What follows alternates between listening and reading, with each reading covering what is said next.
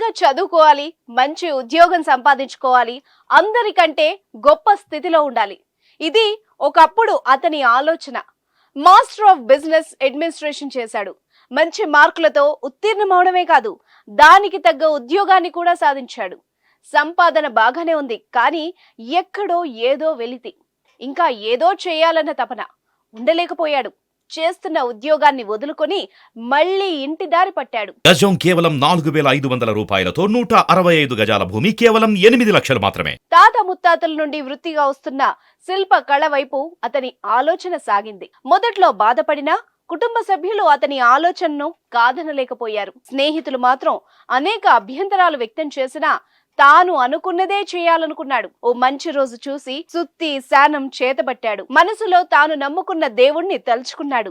ఆ రోజు అతను తీసుకున్న నిర్ణయం ఇప్పుడు దేశంలో ఓ సెలబ్రిటీ స్థాయిలో నిలిపింది. ఆయన చేపట్టిన పనిముట్లు అతనిలోని అద్భుతమైన కళాకారుణ్ణి ప్రపంచ వేదికపై నిలిపాయి. ఆ విశేషాలేంటో, ఆ కళాకారుడెవరో ఇప్పుడు చూద్దాం. అరుణ్ యోగిరాజ్. నిబద్ధత, అకుంఠిత దీక్షకు ఆయన చక్కటి ఉదాహరణ. క్రమశిక్షణ, కార్యదక్షతకు ఆయన చిరునామా. పుట్టింది పెరిగింది కర్ణాటకలోని మైసూర్లో. తాత తండ్రులంతా శిల్పకళను నమ్ముకున్నారు. అద్భుతమైన కళాకారులుగా పేరు గడించారు. చిన్నప్పటి నుంచి ఉలి దెబ్బలు వింటూ పెరిగాడు. శిలలకు జీవం పోసే తాత తండ్రుల పనితనాన్ని చూస్తూ ఎదిగాడు. తన కళ్ల ముందు ఎన్నో అద్భుత కళాఖండాలు జీవం పోసుకొని తరలి వెళ్తూ ఉంటే తండ్రి కళ్లల్లో కనిపించిన ఆనందాన్ని పసిగట్టాడు. కానీ మనసు ఆ వైపు వెళ్లడానికి మాత్రం అప్పట్లో అంగీకరించలేదు. పెద్ద చదువులు చదువుకోవాలి, తోటి స్నేహితులు అందరిలోకెల్లా మంచి ఉద్యోగాన్ని సంపాదించుకోవాలి. అదే పట్టుదలతో మైసూర్ యూనివర్సిటీలో ఎంబీఏ పూర్తి చేశాడు. చిన్నప్పటి నుండి ఏ పని చేసినా ఓ యజ్ఞంలా చేయడం అలవడింది. అందుకే చదువులో మేటిగా రాణించాడు. యూనివర్సిటీ నుండి బయటకు రావడమే ఆలస్యం. మంచి ఉద్యోగం కూడా సంపాదించుకున్నాడు. సంతృప్తికరమైన జీతం కూడా. ఇక జీవితం ఓ గాడిలో పడినట్టే అనుకున్నారు అంతా. కానీ అప్పుడే అతనిలో ఓ ఆలోచన తొలవడం మొదలైంది. తాను కూడా తండ్రిలాగా మంచి శిల్పిగా మారాలనుకున్నాడు.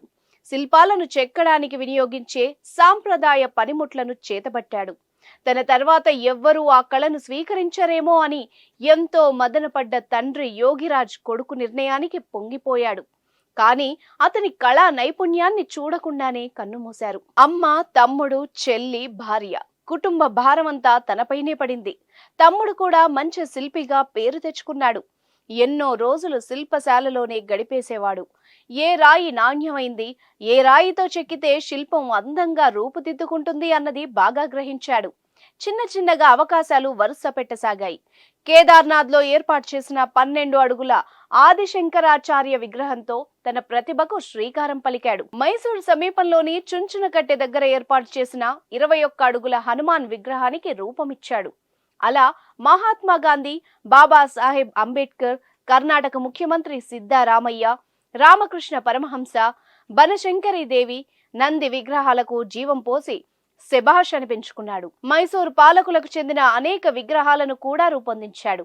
ఇన్ని తయారు చేసినా తనకు సరైన ప్రశంసలు లభించకపోవడం చాలా బాధనిపించేది. తాత తండ్రులు గొప్ప కళాకారులు, వారిలా నువ్వు తయారు కావాలి అనేవారే కానీ నువ్వు చెక్కిన ఈ విగ్రహం అద్భుతం అని వారిని మించిపోయావు అన్న వారే లేరన్న బాధ అరుణ్ యోగిని కలిసివేసింది.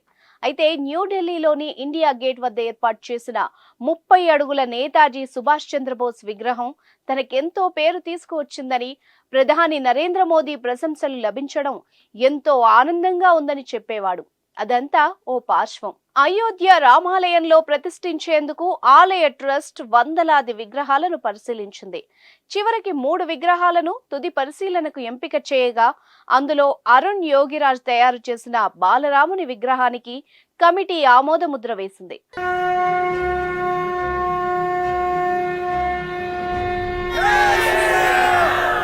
కేవలం 38 ఏళ్ల వయసులోనే ఆయన ఈ అద్భుత అవకాశాన్ని అందిపుచ్చుకున్నారు.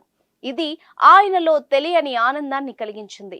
తాను పడ్డ కష్టాన్ని ఆ శ్రీరామచంద్రుడు గుర్తించాడని పొంగిపోయాడు. వారి కుటుంబం కూడా సంతోషంలో మునిగిపోయింది. 4.5 అడుగుల ఎత్తులో శ్రేష్టమైన కృష్ణ శిలతో ఆ విగ్రహాన్ని తయారు చేశాడు. దాదాపు 250 కోట్ల సంవత్సరాల నాటి అతి పురాతనమైన ప్రాచీనమైన కృష్ణశిలను మైసూరు ప్రాంతంలోనే సేకరించారు. దాని నాణ్యతను బెంగళూరు కేంద్రంగా పనిచేసే national Institute of Rock Mechanics సంస్థ అధికారులు ధృవీకరించారు.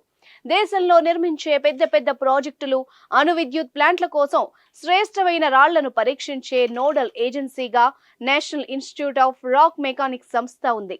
ఈ సంస్థకు చెందిన ప్రయోగశాలలు కర్ణాటకలోని కోలార్ గోల్డ్ ఫీల్డ్ లో ఉన్నాయి. ఎలాంటి వాతావరణ పరిస్థితులకైనా తట్టుకోగలిగిన నాణ్యమైన కృష్ణశిలతో రాముల వారి విగ్రహాన్ని చెక్కారని అధికారులు చెబుతున్నారు. కనీస నిర్వహణతో వేల సంవత్సరాల పాటు కృష్ణశిల మనగలుగుతుందని అరుణ్ అంటున్నారు. నీటిని పీల్చుకునే శక్తి ఈ రాయికి ఉండదని, కార్బన్ చర్యలకు కూడా స్పందించదని, అంతర్గత పగుళ్లు అస్సలు ఏర్పడవని నిపుణులు తేల్చిన తర్వాతే తాను బాలరాముడి విగ్రహాన్ని తయారు చేసినట్టు అరుణ్ పేర్కొన్నారు. అత్యంత నియమనిష్టలతో, శ్రద్ధ భక్తులతో బాలరాముడికి సజీవత్వాన్ని ఇవ్వడం ఎంతో మంది ప్రశంసలకు పాత్రమైంది. ఇంతకంటే అదృష్టం మరొకటి లేదని అరుణ్ యోగిరాజ్ ఆనందం వ్యక్తం చేస్తున్నారు.